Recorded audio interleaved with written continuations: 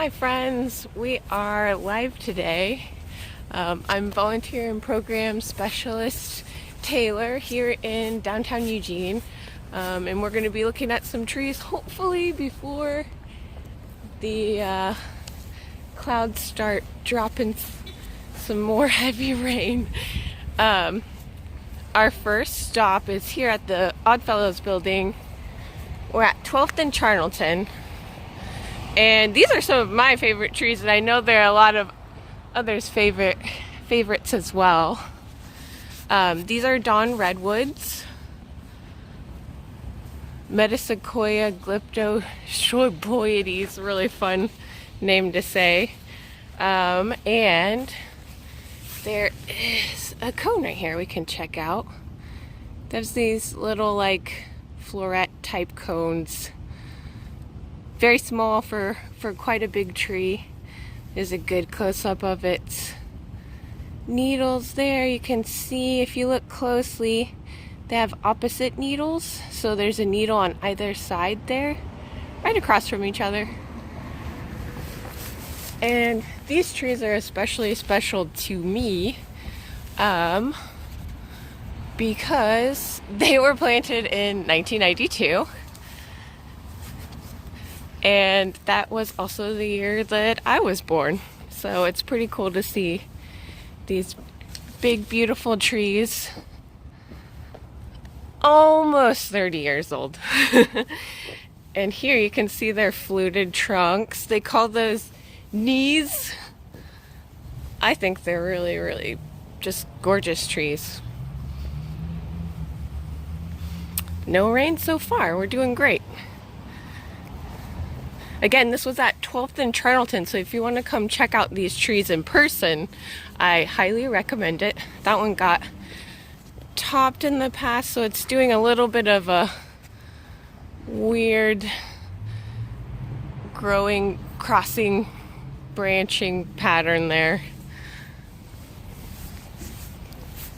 Here's a city tree that they just planted not long ago. The city's urban forestry team did a whole bunch of awesome street tree planting in downtown Eugene, and they've got tags similar to ours letting you know what the tree is.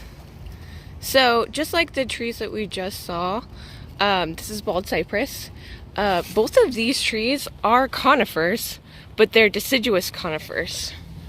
So they lose their leaves during the dormant season. Here, we'll get a closer look of their needles. And let's see, it keeps telling me to rotate my device, so if for any reason you all are seeing it sideways, let me know. Let's see if I can focus on a leaf. Maybe one over here. Here we go. That's a little better.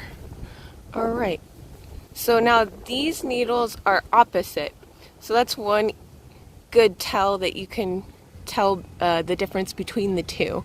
So bald cypress, they have alternate needles, you can see right there on my finger, and then dawn redwood had the opposite arrangement.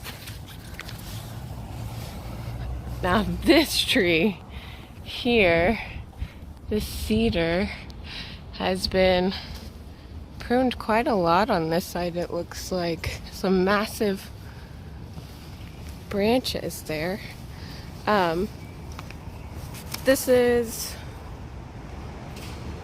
Incense Cedar, and I'm just showing you all the ground because these are all of the cones that it's dropped. So if we take like a closer look here, let's look at the base of the tree. Easy way to tell Incense Cedar from, say, Western Red Cedar is the difference in the cones. So I was always taught that these look like duckbills, Incense Cedar, and then Western Red has more of a rose or flower shape to their cones, and that's how you can tell the difference between the two common cedars.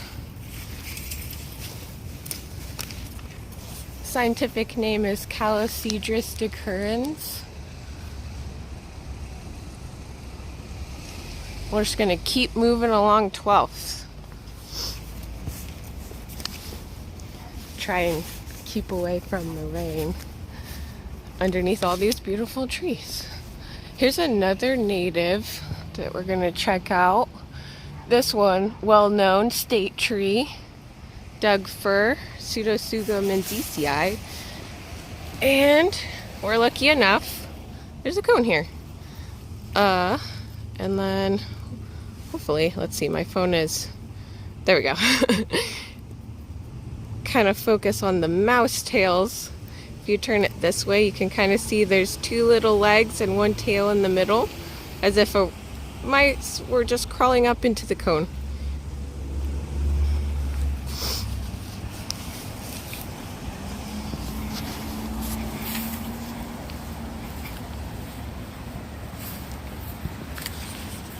And as we come around the corner, we've got some Japanese Zelkovas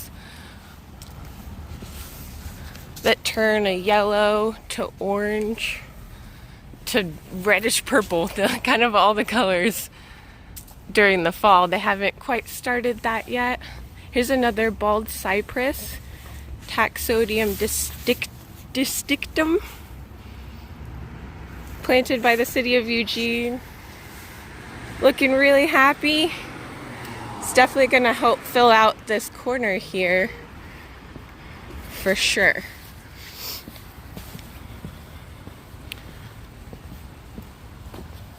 And I think we have a Shumard oak coming up, but here's a really good example, another Zelkova.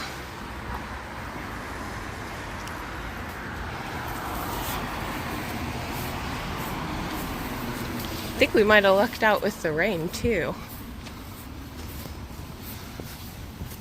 Shumard oak, Quercus shumardii. Those turn a really bright red during the fall, but that one hasn't quite started showing any fall color yet. The one by our office is showing a little bit, but in the coming weeks it'll turn a really, really brilliant red. Oh, and there's another one, I believe.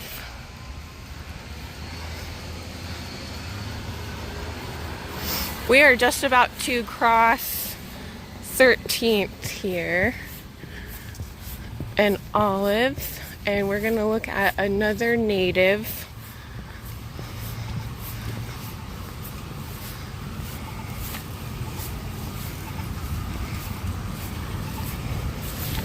Wait to cross 13th Avenue at Olive. Oh, and while we're here, there's a birch tree. Many birches in our area, European birch, are highly susceptible to a pest called birch bronze borer. So it's been taking out a lot of our birches. That one right behind me actually looks pretty healthy right now.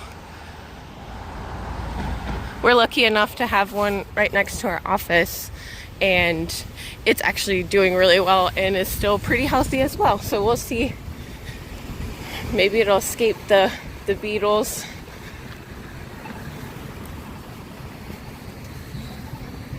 All right, this one, as its common name, actually and scientific name, aptly named big leaf maple, and scientifically Acer macrophyllum, has the largest leaves in the Acer family, in the maple family. They can range from about 6 inches to a foot in width, and here's a pretty good example of some big leaves there that are starting to turn color and drop. These are still relatively young big leaf maples. There's one right across the street there. And here, I believe we have a walnut. Oh yeah, so you can see their leaflets. Their leaves are comprised of all these smaller leaves together.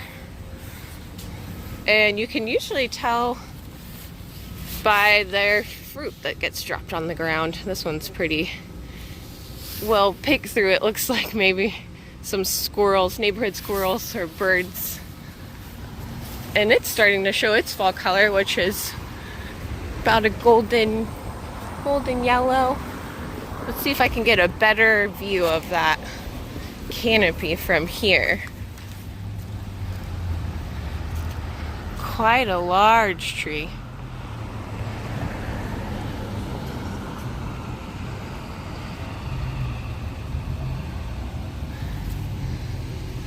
Oh, and there is 2 big leaf maples right across the way. Young ones as well. Here we're gonna come up on some really young golden rain trees. And they're just starting to show their fall color. You can see how red their stems are there. And then they're starting to turn, they typically turn a golden color in the fall. And that's Colateria paniculata. Sorry if I'm butchering these scientific names. Very young tree. There's some ash straight across the way, and they are in their full fall color. So while many species aren't quite changing color, ash is one of the first species to start showcasing their autumn beauty. Super vibrant, especially against the red brick there. Here's another big leaf that's tucked in underneath a Japanese maple that's quite large. Right outside First United Methodist here. And they're creating canopy together, which I think is pretty cool.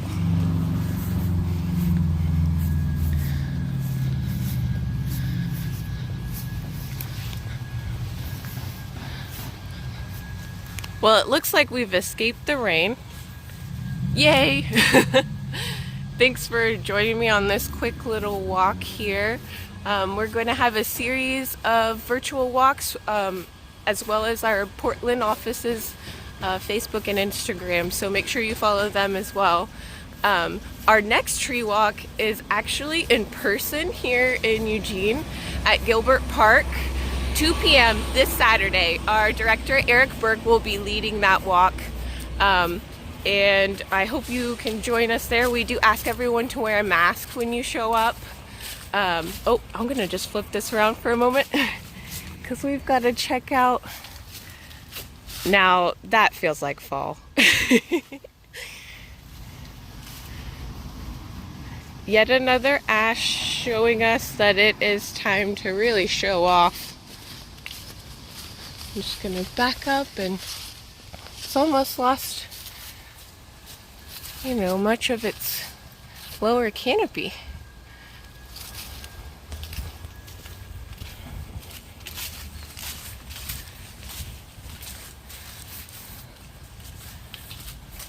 We also have opportunities to volunteer.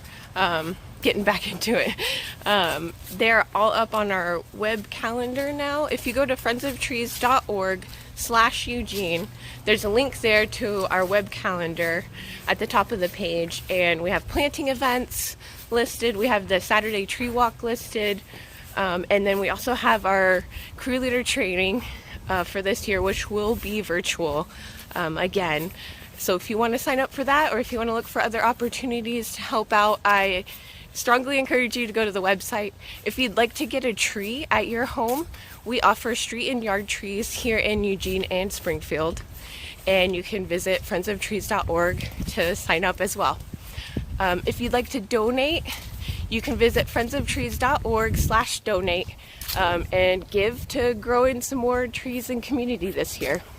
Thanks so much for tuning in. I will post this to Instagram after it's posted here. And see you next time.